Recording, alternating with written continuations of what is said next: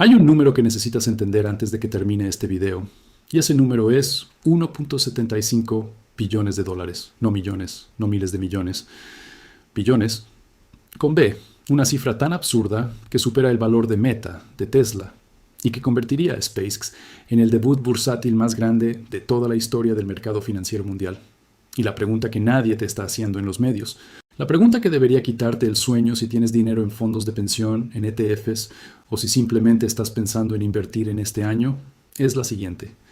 ¿Es esta la oportunidad financiera del siglo? ¿O es la trampa mejor diseñada que el dinero institucional ha construido en décadas? En este video vas a entender exactamente cómo funciona el mecanismo real detrás de esta IPO.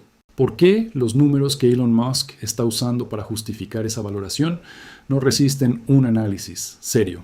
Y lo más importante, cómo este evento podría afectar directamente tu dinero, aunque tú nunca compres una sola acción de SpaceX. Y eso es lo que otros canales no te van a decir.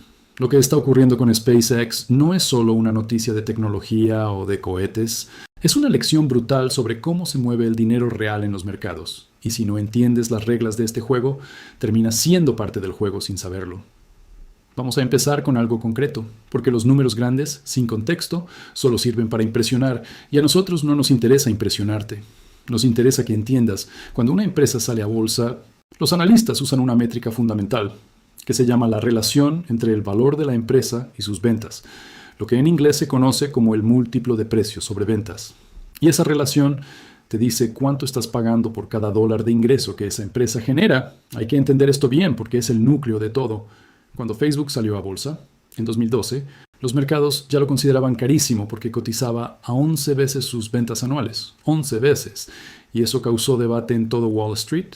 Google, cuando salió, cotizaba entre 5 y 6 veces sus ventas, lo cual se consideraba razonable para una empresa de alto crecimiento. SpaceX quiere salir a bolsa a 94 veces sus ventas de 2025. Y si usamos las proyecciones más optimistas posibles para 2026, ese número baja, pero solo hasta 60 veces, lo cual sigue siendo el múltiplo más alto de cualquier empresa en el S&P 500, superando incluso a Palantir, que actualmente tiene el múltiplo más elevado del índice. Eso significa que cuando tú compras una acción de SpaceX al precio que están pidiendo, estás pagando casi $100 por cada dólar de ingreso anual que esa empresa produce. Y eso solo tiene sentido si crees que SpaceX va a crecer de una manera que no tiene precedente en la historia de los mercados financieros modernos. Ahora bien, la pregunta que deberías hacerte no es si SpaceX es una empresa impresionante, porque sí lo es. La pregunta es si ese precio tiene algún fundamento real. Y para eso necesitamos hablar del negocio que supuestamente va a justificarlo, Starlink. Aquí viene el primer golpe de realidad. Y quiero que lo escuches con atención porque esto te va a cambiar la forma en que ves no solo esta IPO, sino cualquier narrativa de crecimiento tecnológico que te presenten en el futuro.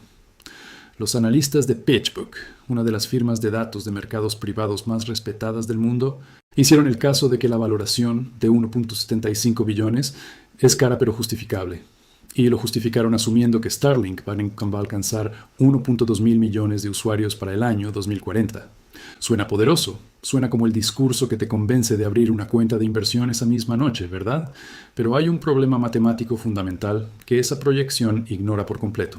Según la investigación de Hans Rosling en su libro Factfulness, solo hay aproximadamente 1.000 millones de personas en todo el planeta que ganan más de $32 al día. La mayoría de esas personas viven en Estados Unidos y Europa Occidental, y la mayoría de las personas en esas regiones ya tienen acceso a Internet de fibra óptica que es más rápido y más barato que Starlink. Piénsalo así. Imagina que alguien te dice que va a vender agua embotellada de Fiji a $100 al mes en ciudades donde ya hay agua potable limpia y gratuita en cada casa. ¿Cuántos clientes crees que conseguiría realmente? La realidad operativa de Starlink es que es una solución brillante para lugares remotos, para mineros en zonas sin cobertura, para militares en campo de batalla, para comunidades rurales sin infraestructura.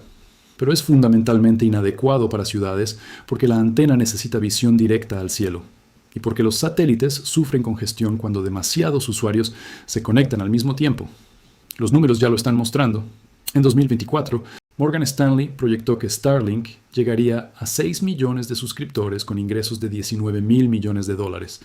SpaceX superó esa proyección de suscriptores llegando a 9.2 millones, más del 50% por encima de lo esperado, pero sus ingresos reales fueron solo $16.000 millones. por debajo de la proyección, y eso revela algo muy importante. A medida que Starlink crece, sus márgenes están cayendo, porque para conseguir más clientes está teniendo que bajar precios o entrar en mercados menos rentables.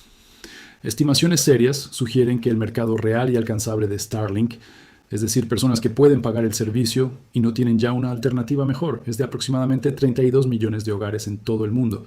Y eso, estirándolo mucho, pasar de 10 millones de suscriptores actuales a 1.2 mil millones no es una proyección de crecimiento, es ciencia ficción financiera. Pero espera, porque todavía no hemos llegado a la parte más interesante de este video, y lo que viene ahora es lo que ningún comunicado de prensa te va a decir.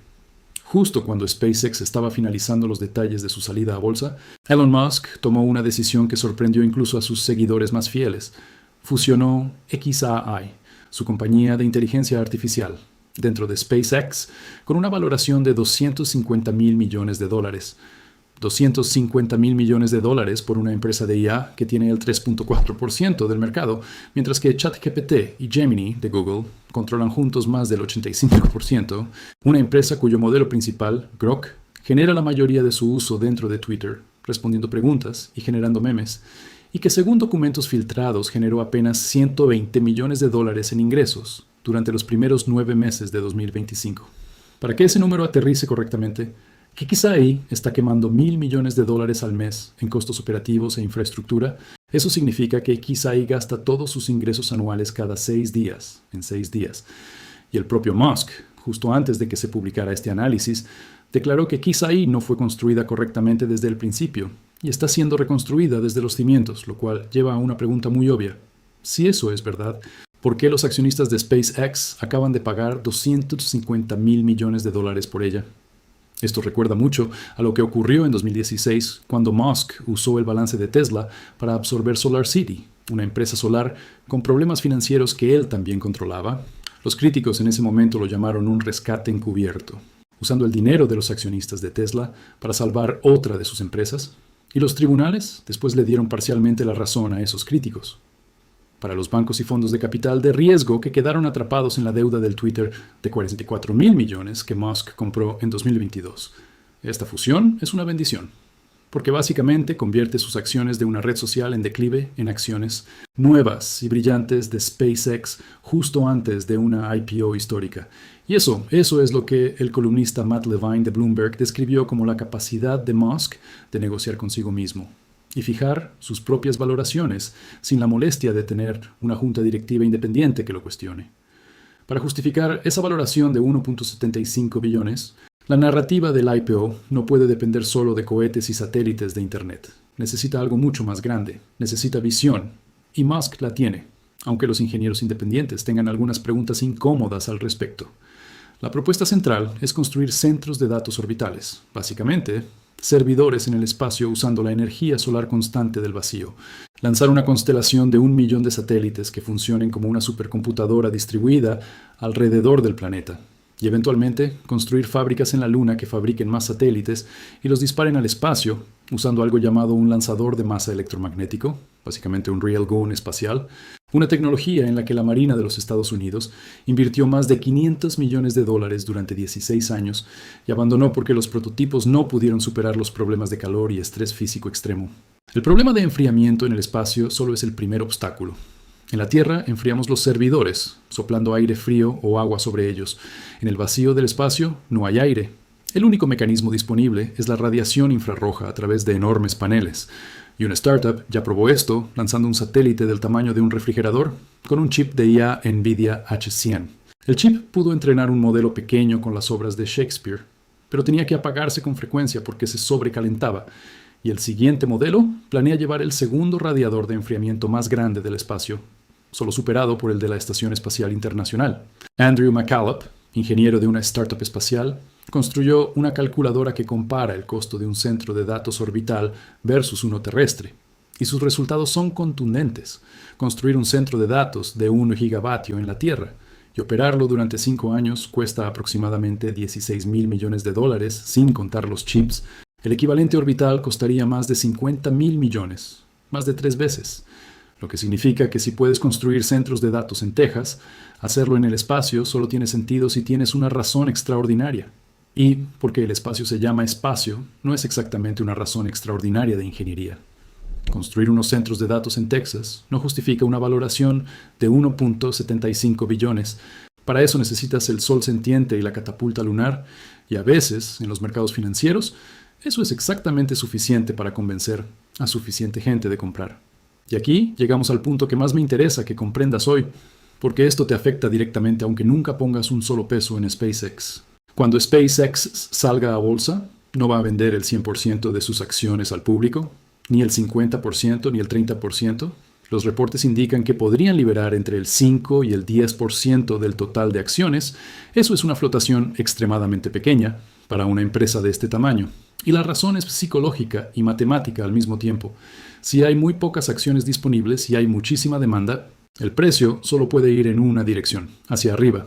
Y esa subida artificial en el precio de apertura es lo que permite decir, mira qué exitosa fue la IPO, aunque la empresa en sí no haya cambiado nada. Es el mismo mecanismo que usó Instacart cuando solo flotó el 8% de sus acciones, y de ese 8%, el 60% fue a inversores ancla institucionales y el 5% a amigos y familia, dejando una cantidad mínima de acciones para el mercado público, cultivando artificialmente una sensación de escasez. Pero la parte que convierte esto de una maniobra agresiva de Wall Street en algo que te toca directamente a ti es lo siguiente. Según Reuters, SpaceX hizo de la inclusión temprana en el índice Nasdaq 100 una condición necesaria para aceptar listar en esa bolsa. Y el Nasdaq está consultando un cambio de reglas que permitiría a SpaceX unirse al índice después de solo 15 días de cotización, evitando el año completo de descubrimiento de precio que se requiere para cualquier otra empresa. Y el S&P 500, al que están vinculados aproximadamente 24 billones de dólares en inversiones pasivas, también está considerando cambios para incluir a SpaceX de forma acelerada. ¿Por qué importa esto para ti? Porque si tienes un fondo de pensión, un ETF que sigue al S&P 500 o al Nasdaq, cuando SpaceX sea incluida en esos índices, tu fondo estará obligado por mandato a comprar esas acciones al precio que exista en ese momento, sin importar si ese precio tiene sentido, sin que nadie te pregunte, sin que tú tomes ninguna decisión activa. Los gestores de fondos pasivos no tienen alternativa, tienen que comprar. El gestor de fondos, George Noble, lo describió con precisión. Esto convierte efectivamente a cada fondo de pensión en liquidez de salida para los insiders de SpaceX. Tu dinero para el retiro podría estar siendo usado para que los inversores privados tempranos y los ejecutivos cobren sus ganancias. Ya vimos esta película antes. Cuando Tesla fue incluida en el S&P 500 en diciembre de 2020, después de una subida masiva de precio, desde ese día de inclusión, Tesla ha tenido un desempeño inferior al índice en más del 20%. Los inversores pasivos que compraron al precio inflado del momento de inclusión se convirtieron en los que se quedaron con la bolsa, mientras los primeros inversores celebraban. SpaceX es, sin ninguna duda, una de las empresas de ingeniería más extraordinarias de la historia moderna.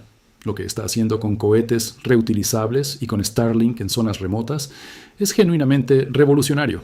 Pero una buena empresa y una buena inversión al precio correcto son cosas muy distintas. Y la diferencia entre esas dos cosas es exactamente donde se pierden o se ganan fortunas reales. Hay una frase en finanzas que lo resume todo. El precio que pagas determina el rendimiento que obtienes, no el nombre en la portada.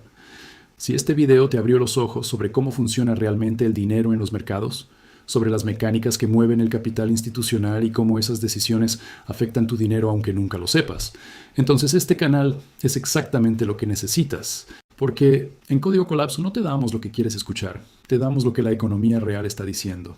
Sin filtros, sin conflictos de interés, sin sugarcoating, dale al botón de suscripción si quieres seguir siendo de los que entienden el juego antes de que empiece. Y nos vemos en el próximo video. Disclaimer. La información presentada en este canal es únicamente con fines educativos y de entretenimiento. No constituye asesoramiento financiero, legal, contable ni de inversión. Antes de tomar cualquier decisión económica o de inversión, consulta con un profesional certificado.